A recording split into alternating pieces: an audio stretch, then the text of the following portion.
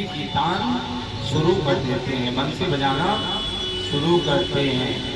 और जैसे ही मेरे गोविंद की बंसी बजती है महाराज, आहा 84 कोस के ब्रजमंडल में जितनी गोपी थी, उनके मन में भाव क्या होता है कि मेरा गोविंद बंसी की तान छेड़ के मेरा नाम लेकर के मुझे बुला रहा है, मेरा नाम पुकार रहा है। 84 कोस के ब्रजमंडल में जितनी गोपियां थी, सब के मन में भाव आता है कि मेरा गोविंद मुझे बुला रहा है। तो महाराज देखिए क्या अवस्था, क्या परिस्थिति थी कि जो गोपी जो काम को कर रही थी, अपने अपने काम को वहीं पे छोड़ देती हैं। और निशम्य गीतम नंदनं गोवर्धनम ब्रज स्त्रियः कृष्ण विहित मानसा आजग मुर्योन्यम लक्षितो प्रेमा सय्यद कांतो जबलोल कुंडला। लाखों गोपियों को लग रहा है कि मेरा गोविंद मुझको पुकार रहा है, मेरा नाम लेकर के मुझे बुला रहा है। तो एक गोपी क्या थी, गाय को दूह रही थी, वो गाय जिस मटकी में दूह रही थी उसको वहीं पटक देती है, और जिधर से बंसी की आवाज आ रही थी सीधे उधर चल देती है महाराज। अब एक गोपी जो है आंख में काजल लगा रही थी, एक आंख में लगा हुआ था, दूसरे में नहीं लगा था, लेकिन उसी अवस्था में वह भी जिधर से बंसी की आवाज आ रही है उधर ही चल देती है। एक गोपी बच्चे को दूध पिला रही थी, स्तनपान करा रही थी।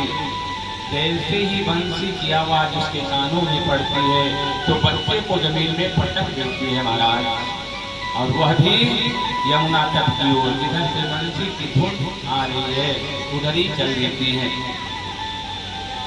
कोई गोपी जो है पति को भोजन परोस रही थी, पति मांगता है नमक, उसको शक्कर पकड़ाती है जल्दी में, और वह भी यमुना तट की ओर चल देती है। अब तो महाराज जितनी गोपियां थी वह अपने जो कार्य को कर रही थी उसको वहीं पे छोड़ करके और मेरे गोविंद की तरफ चल देती है, यमुना तट की तरफ चल देती है। लाखों की लाखों गोपियां एक साथ में एकत्रित हो जाती हैं, इकट्ठी हो जाती हैं। जब गोपियां इकट्ठी हो जाती हैं तो मेरे गोविंद क्या कहते हैं, स्वागतम वो महाभागा प्रियं किं करवाणि वै ब्रजस्यानामयं ब्रूतागमनकारणम्। मेरे गोविंद कहते हैं कि आप सबका स्वागत है, आप लोग आए, आप लोगों का स्वागत करता हूँ। तो गोपियों के मन में खुशी हुई कि देखो मेरा गोविंद मेरा नाम लेकर के मुझे बुलाया, मुझे पुकारा, और यहाँ आने के बाद में गोविंद मेरा स्वागत कर रहा है। स्वागतम वो महाभागा, मतलब गोविंद स्वयं मेरा स्वागत कर रहा है। तो मेरे गोविंद मुस्कुरा करके पुनः कहते हैं कि आप लोग आए, आप लोगों का स्वागत है, लेकिन एक बात बताओ कि जो पतिव्रता स्त्री होती है वह अकेली कभी रात्रि में, अर्धरात्रि में घर से बाहर क्या जाती है? पति को छोड़ करके, अपने घर को छोड़ करके किसी पराये मर्द के पास कभी क्या जाती है? आप अपने अपने पतियों की सेवा करना भूल गई, पतियों की सेवा नहीं की और आप यहाँ आ गई, यह नारी का कर्तव्य नहीं है।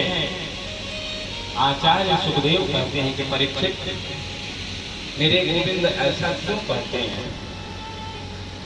क्योंकि मेरे गोविंद का स्वभाव है कि पहले भक्त को उसी प्रकार से परखते हैं जिस प्रकार से एक कुम्हार जब घड़ा बनाता है और उसके बाद जब आँव में पकाता है, उसके बाद उसको ऐसे ठोक करके देखता है कि ठीक से पका है कि नहीं पका है।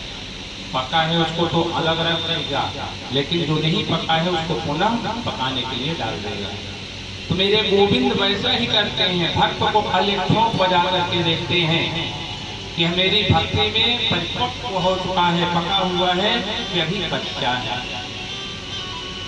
इसीलिए मेरे गोविंद जो है आपको आज गोपियों से कहते हैं क्या स्त्री का कर्तव्य नहीं है कि अपने पति की सेवा को छोड़ करके और रात्रि में कहीं दूसरे मर्द के पास में जाए। मेरे गोविंद जो है आज गोपियों की परीक्षा ले रहे हैं, कहते हैं जाओ जाओ अपने अपने घर जाओ, यहाँ अकेले आने की जरूरत नहीं है, यह आपका कर्तव्य नहीं है। भगवान गोपियों से एक कथा गोपियों को सुनाते हैं कि सुनो, एक पतिव्रता स्त्री थी। पतिव्रता का लक्षण क्या होता है, पतिव्रता कैसे घर में रहती है, भगवान गोपियों को कथा बता रहे हैं कि पतिव्रता स्त्री थी, वह आंगन में बैठ करके चावल को बीन रही थी।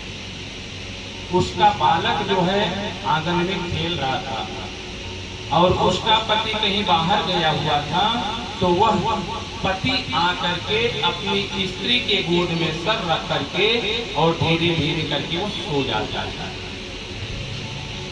और उसका बालक जो आंगन में खेल रहा था, वह आंगन में ही एक कोने में, पहले आप लोग देखते रहे होंगे, दूध पकाने के लिए गड्ढा खोद करके वहां अग्नि जला करके दूध पकाया करते थे। तो वह बालक खेलते खेलते उस कुंड की तरफ जा रहा था और कुंड में आग जल रही थी। पतिव्रता स्त्री जो है वह मन में विचार करती है कि मेरा बालक कुंड की तरफ बढ़ रहा है, अगर कहीं कुंड में गिरेगा तो जल जाएगा, उसके प्राणों की क्षति हो सकती है, हानि हो सकती है। लेकिन तुरंत मन में विचार करती है कि मेरा पति मेरे गोद में सब रखा हुआ है, सो रहा है, अगर मैं बच्चे को बचाने जाऊंगी तो इनकी नींद टूट जाएगी और जो मेरा व्रत है पतिव्रता व्रत वह टूट जाएगा। अब महाराज देखिए कितना धर्म संकट है उस स्त्री के पास में कि बालक अग्नि में जलने जा रहा है और पति गोद में सो रहा है। महाराज स्त्री मन में विचार करती है कि पुत्र अग्नि में जल जाएगा तो जल जाएगा, लेकिन अपने धर्म को मैं नष्ट नहीं होने दूंगी। मेरा पति सोया है, जब जगेगा तभी मैं बच्चे के पास जाऊंगा। महाराज उसका बालक खेलते खेलते खेलते खेलते उस कुंड में जाकर के गिर जाता है। वह स्त्री आंख बंद कर लेती है, अपने कलेजे पे पत्थर रख लेती है, लेकिन अपने धर्म को नष्ट नहीं करती। महाराज थोड़ी देर के बाद में उस स्त्री का जो पति था उसकी नींद खुली और जैसे ही नींद खुली पति उठ करके बैठ गया तो स्त्री दौड़ती हुई पहले कुंड के पास गई कि मेरे बच्चे को क्या हो गया। तो देखिए उसका पति धर्म ऐसा था कि वह बच्चा अग्नि में भी खेल रहा था। महाराज अग्नि में खेल रहा था। बोले बालकृष्ण लाल की।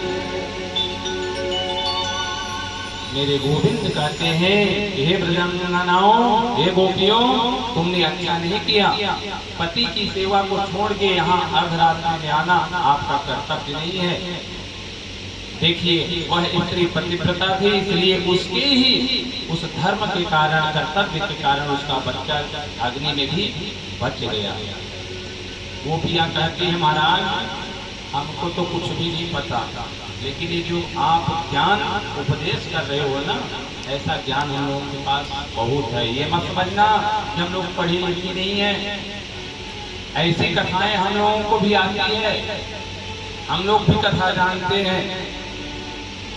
तो गोपियां कहती है कि सुनो गोविंद, एक पतिव्रता नारी थी, मैं आपको कथा सुनाती हूँ, सुनो। एक पतिव्रता नारी थी, पति की बहुत सेवा करती थी, पति को स्नान करवाती थी, पति को भोजन करवाती थी, पति जब सो जाता था उसके बाद सोती थी, हाथ पैर दबाती थी। मतलब ऐसी पतिव्रता थी कि बिना पति के सेवा किए उनको नींद ही नहीं आती थी, इतना पतिव्रता। लेकिन होता क्या है कि उस पतिव्रता स्त्री का जो पति है वह कहता है कि हम कहीं दूसरे देश में जाकर के धन कमाएंगे, नौकरी करने जाएंगे, व्यापार करने जाएंगे। तो वह स्त्री कहती है कि स्वामी आप तो बाहर जाओगे और आपको पता है कि आपके बिना मैं एक क्षण भी नहीं रह सकती। जब तक आपकी सेवा नहीं करते तो हमको संतुष्टि नहीं होती। तो आप बाहर मत जाओ। तब उसका पति कहता है कि सुनो, मैं एक मिट्टी की मूर्ति अपनी बना देता हूँ और तुम यह समझ करके उसकी सेवा करना कि मैं स्वयं धर्मी हूँ। ऐसा कह करके वह आदमी अपनी मिट्टी की मूर्ति बनाता है और घर में एक जगह स्थापित कर देता है और कहता है कि अब आज से आप इसी को पति मान करके और इसका सेवा करना, इसका पूजन करना। इतना कह करके पति कमाने के लिए बाहर चला गया। अब पत्नी बेचारी उसकी पतिव्रता थी तो घर के दरवाजे में सांकल लगा दी, बंद कर दी और उस मिट्टी के मूर्ति का पूजा करना, सेवा करना प्रारंभ कर देती है। अब कुछ दिन जब व्यतीत हुए तो उसका जो पति बाहर गया था वो आया, दरवाजे पे खड़े होकर के बाहर से दरवाजा खटखटा रहा है कि दरवाजा खोलो। और उसकी पत्नी जो है उस मिट्टी रूपी पति की सेवा कर रही है। तो गोपियां कहती हैं